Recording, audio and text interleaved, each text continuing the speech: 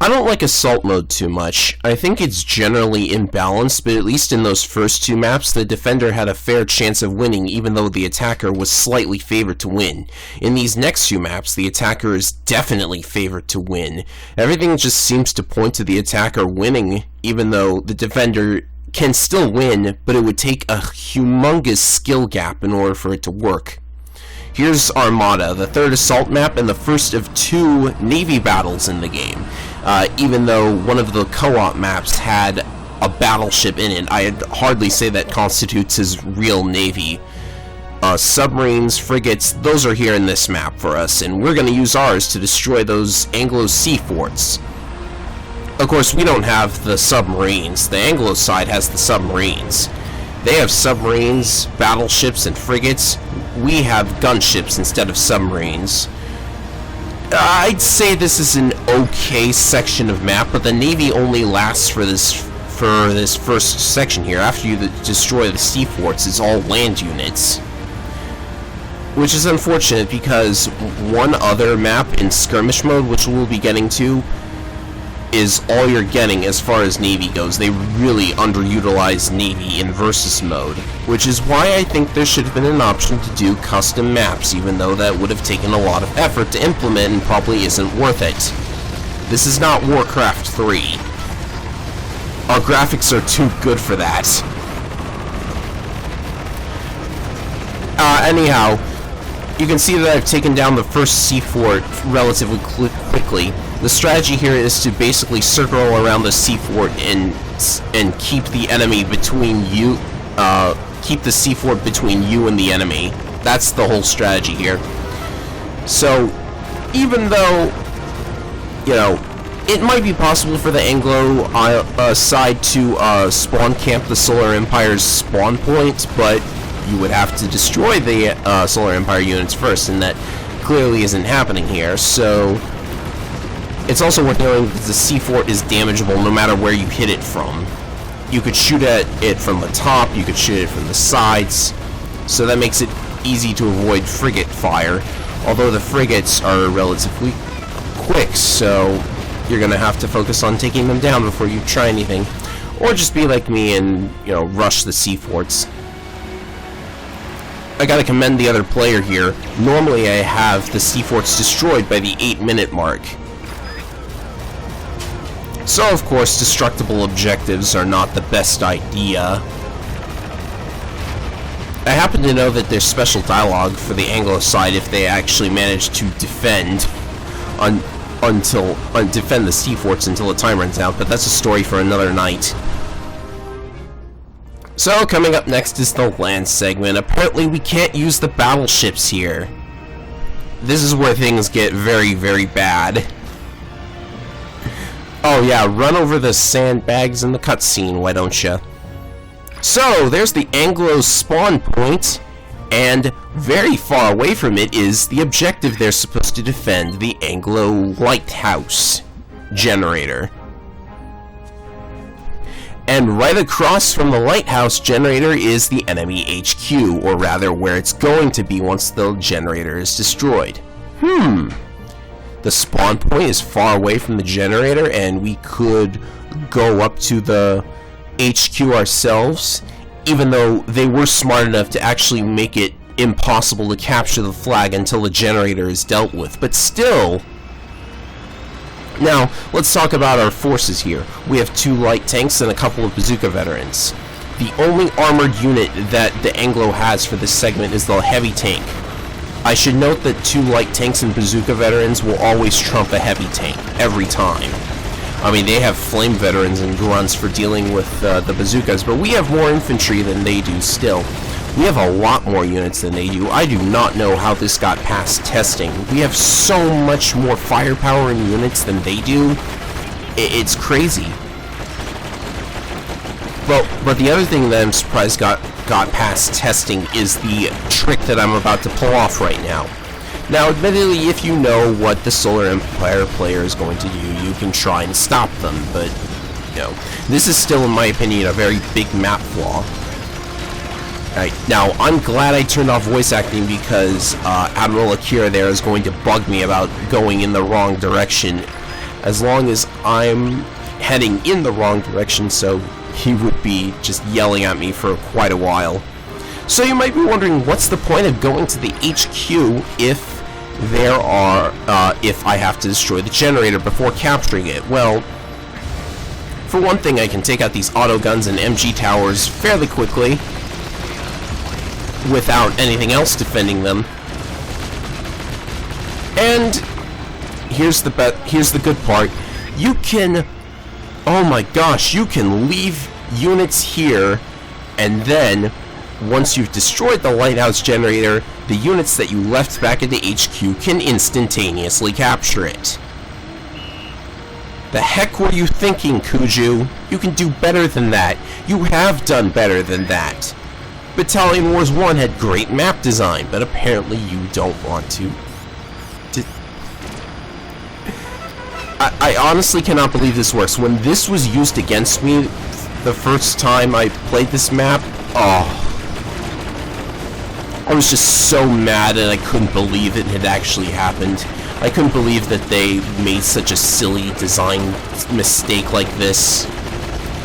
As for the lighthouse generator itself, it's fairly simple to destroy. You just have to get behind it, because there's a very narrow nook behind the generator, which I'm probably going to show.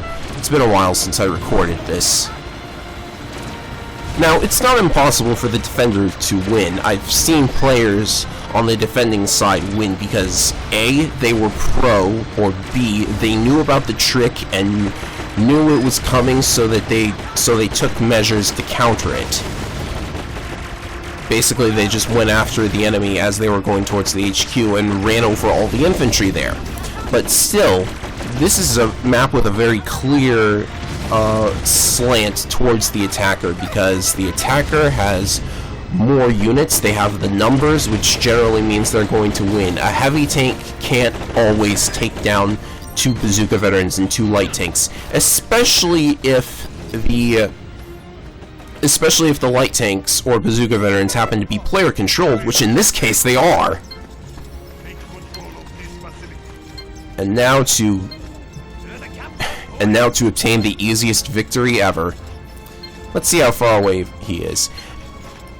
And oh, by the way, the Anglo spawn point is still a fair distance from the flag, even though the spawn point moved closer to it after the generator was destroyed. It is not nearly close enough to prevent a thing like this. It's far enough away that spawn camping is a terrible idea, but it's still... Gosh. There are too many problems to describe in one go. So yeah, the other player was probably annoyed that I did that. This is the one reason I avoid assault mode at all costs. Just that one map. It's just so unfair that it can cost you a win. Next up is Aces High. This map is centered around air units, so it's sure to be very interesting. Of course, the Frontier is the attacker, and they are favored to win yet again. I know this might be just a teensy bit unfair matchup, because this guy only has 1 win, and I have 114. But still...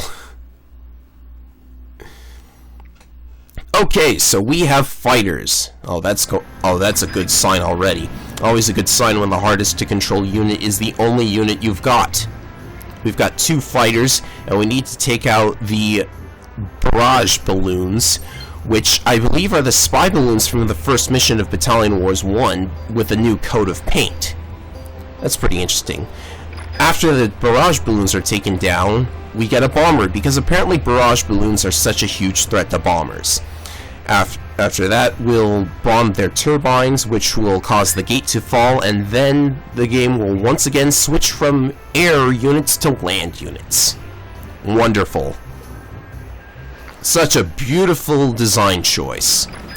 So the barrage balloons are fairly simple to take out, and I noticed that their life bars don't lag for some reason, even though the enemy units' life bars frequently lag.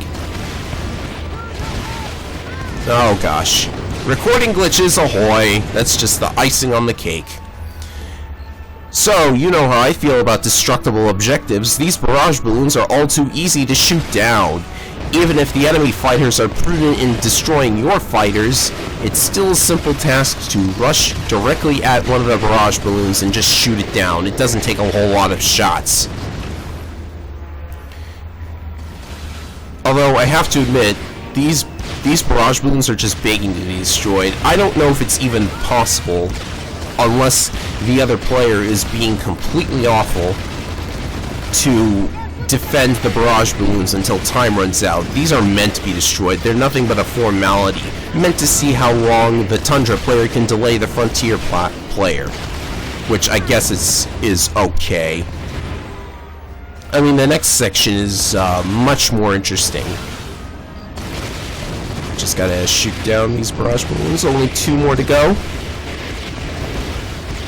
Apparently, they didn't want to give Herman a recorded line for however many barrage balloons were remaining, because they could just reuse Gorgies.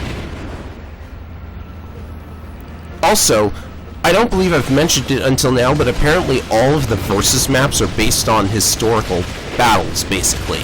I mean, like, you've got this map, which takes place during the Tundra Frontier War 30 years ago. So that's pretty interesting that all of the missions are canon. But who is the canon victor in this battle? Well, it would have to be the Frontier, because now that we've got the bomber, we just have to destroy the turbines. And of course, the enemy fighter is going to be shooting at your bomber. Isn't that fun? You get to...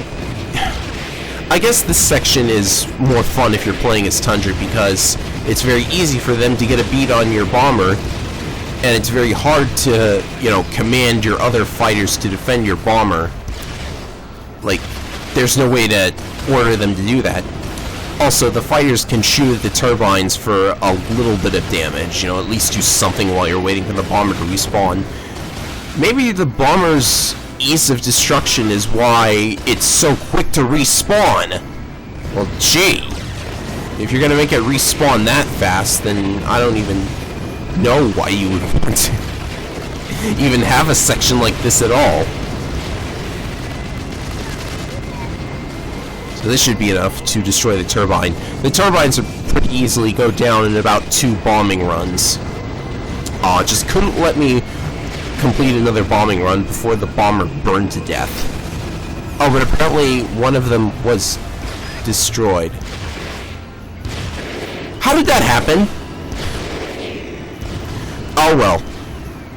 I should also mention that this map has a sound glitch. The game is not playing the correct song right now, and when we move to the 3rd segment of the map, the music stops altogether. I don't know why that happens. And now we move to the land portion. Did you notice that perhaps that there's a helipad marked with a silver star? That is a secondary objective that either player can compete. So, and if you capture the helipad, it calls in a reinforcement battalion of 4 whole grunts that also automatically respawn along with the rest of your units. Thing is, not only is the Frontier player closer to the helipad here, making it much easier for them to capture than it is for Tundra, the Frontier player still has their bomber, which means you can very easily put a dent in the enemy units before they have a chance at stopping you. It's all too easy for the Frontier to call in reinforcements, and of course once the helipad is used, it can't be used again by the other player. So yes, this map very heavily favors the Frontier. Bombers, 9-hole grunts. I mean, it's nice that Tundra at least has an anti-air vehicle, and it's much easier to shoot down a bomber with it than it is a gunship. At least if we compare it to the first assault map. But this is still, like, this is still really unfair. They were doing fine with assault mode up until this right here, and the other map I showed in this video.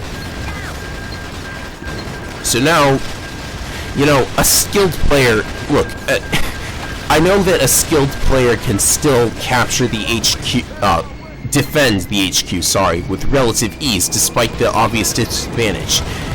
It would take a really skilled player in this particular instance in order to stop the Frontier. I mean, you know, we assume that both players are of equal skill level, but that clearly doesn't always happen in online matchups. I still think that the attacker is unfairly favored in this map, and I'm pretty sure I captured this before the 2-minute mark. Anyhow, there are also a bunch of ammo dumps, like, on the outer edges of this HQ here. Also, look how far the Tundra spawn point is from the HQ. Just, you know, just to rub it in. But I suppose it has to be at least a fair distance away. I'm not sure if the bomber can pick up the fuel cans from the tents without being destroyed by, you know, slamming into the ground, but it's probably possible. Alright, we should have it now. Hello, sir. Hello, sir. Come on, flag. Come on, guys, hurry up. The flag isn't gonna hit the top of the flagpole if you just sit there.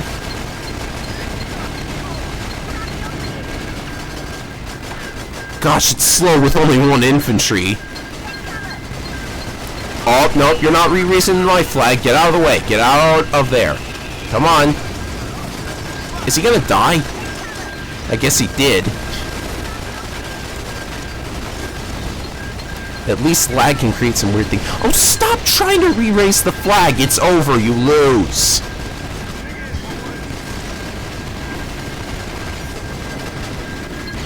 There we go. 1 minute and 20 seconds left on the clock. Oh, and the music comes back. What is up? You can be my wing type anytime, Commander. Thank you for the Top Gun references in the plane map. You can be my wingman any day, Commander. Actually, that was a pretty cool way to close the map, so that's nice.